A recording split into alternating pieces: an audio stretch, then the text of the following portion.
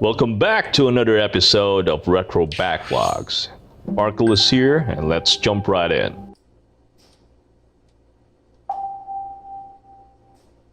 The Super Mario Brothers, the classic of all classics. I know I've said in the first episode that I will be playing the latest remake or remaster or version of every game in the list, but this is one exception, due to one factor: nostalgia. This game takes me back to the 80s, when a little 5-year-old me first played a video game. You heard it right, this is the very first video game I played when I spent my summers with my cousins, whose father is the uncle I mentioned who gave me my very first console, the Famicom. The game was released back in 1985 and was created by the master Shigeru Miyamoto, with the soundtrack by the legendary Koji Kondo. This game is often touted as Miyamoto's masterpiece, widely recognized as one of the best video games of all time, and probably the granddaddy of the action platform genre.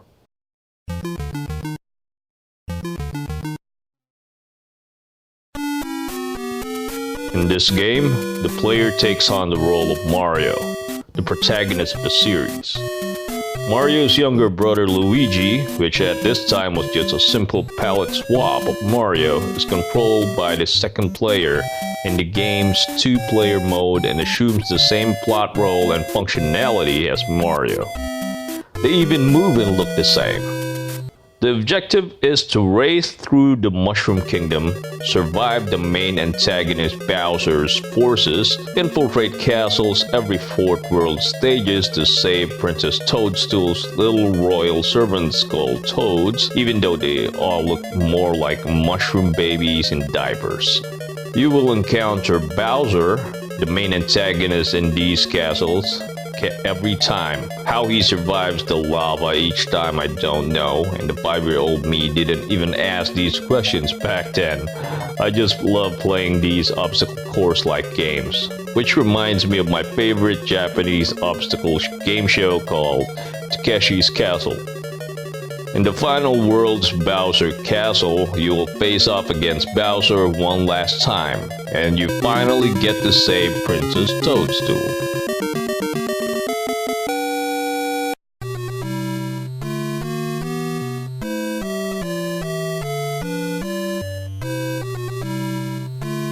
So, how would I rate this game? In a scale of 1 star, which is absolute garbage, to 5 stars, which is top of the line, balls to the walls, off the hook, grade A game, it's a solid must play and must have before you die if you call yourself a gamer. Certified classic. Okay, so moving on to the game's sequel, Super Mario Bros. 2. To tell you honestly, before I had the idea of doing this series, I didn't know this game existed. Why? Because here in Asia, we had a different Super Mario Bros. 2 game. The original one later on known as The Lost Levels. See, the original Super Mario Bros. 2 looked like the first Super Mario Bros., only with harder levels and probably some atmospheric effects like rain. When I say super hard levels, it's really super hard. It might be one of those games where the term Nintendo hard was coined from.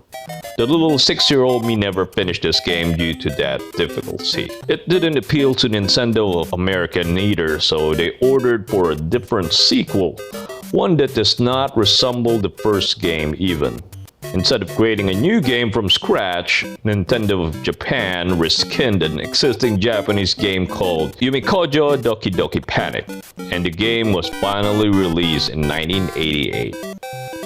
Just like the first Super Mario Bros., this game had several re-releases and remasters for the Super NES and the Game Boy Advance.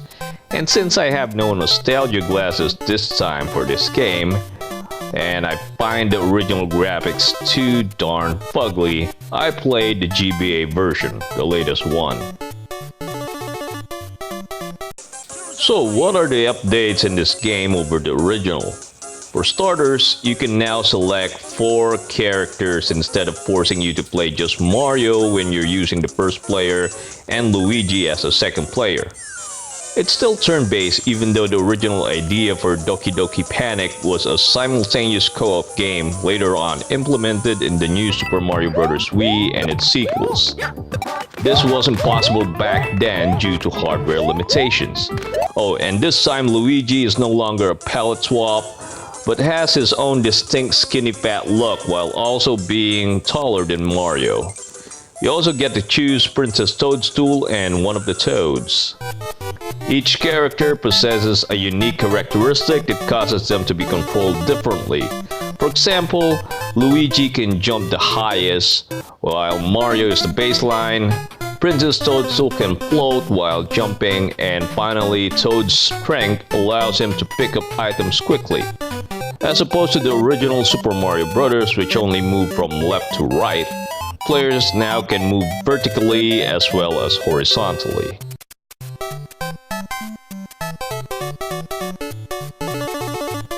And since this was originally another game, the characters cannot defeat enemies by jumping on them anymore.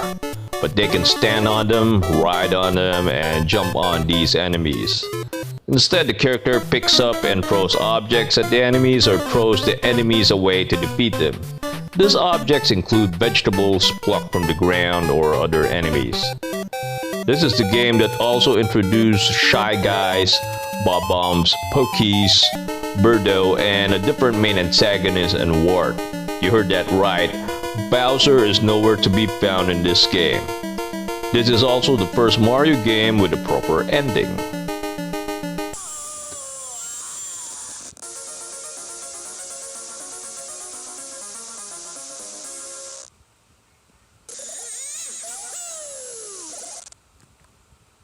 No problem!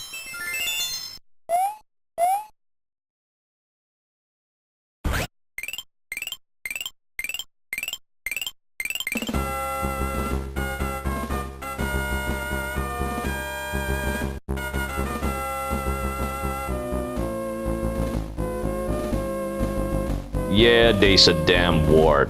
Pretty morbid for a kid's game.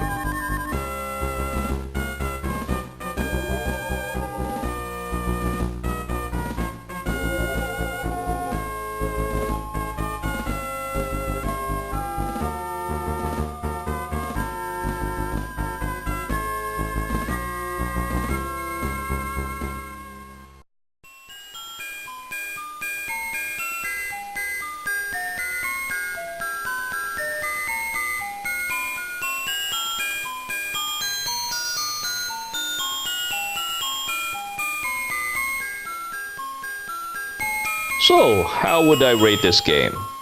I appreciate its contribution to the evolution of the franchise, but the vertical scrolling bugged the heck out of me.